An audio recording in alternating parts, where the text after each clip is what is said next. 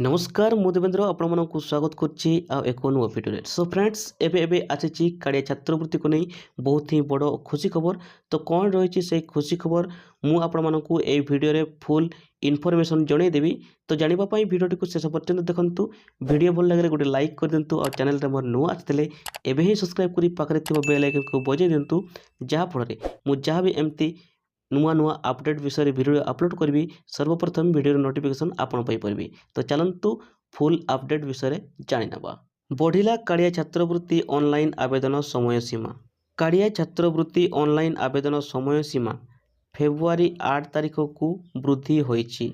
जनवरी 31 तारिख रे एही अवधि सरीबाकु थिबा बेले फेब्रुआरी 8 तारिख को वृद्धि करिसंती राज्य सरकार।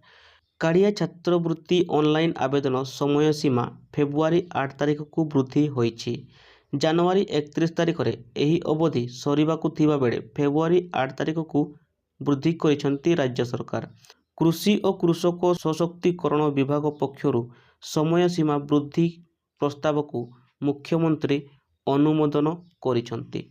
काड़िया हिताधिकारी पिला माने राज्यर उभय सरकारी और बेसरकारी शिक्षानुष्ठान और प्रेमियर शिक्षानुष्ठान रे वैषयिक शिक्षानुष्ठान निमंते काड़िया छात्रवृत्ति पाइबा पई ऑनलाइन रे आवेदन करि परिबे।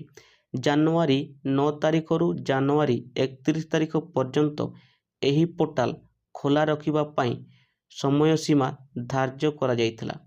मात्र काड़िया छात्रवृत्ति निमंते पिलामानंक मध्यरे आग्रह एवं आवेदन समय सीमा वृद्धि निमंते अनेक छात्र छात्री अनुरोध को दृष्टि रखी कृषि और कृषक सशक्तिकरण मत्स्य और प्राणी संपद विकास मंत्री रणेंद्र प्रताप साई परामर्श क्रमे ऑनलाइन आवेदन समय सीमा फेब्रुआरी 8 तारिख पर्यंत वृद्धि पाई विभाग पक्षरु दिया जाइथिबा प्रस्ताव मान्यवर मुख्यमंत्री अनुमोदन लाभ करिछि।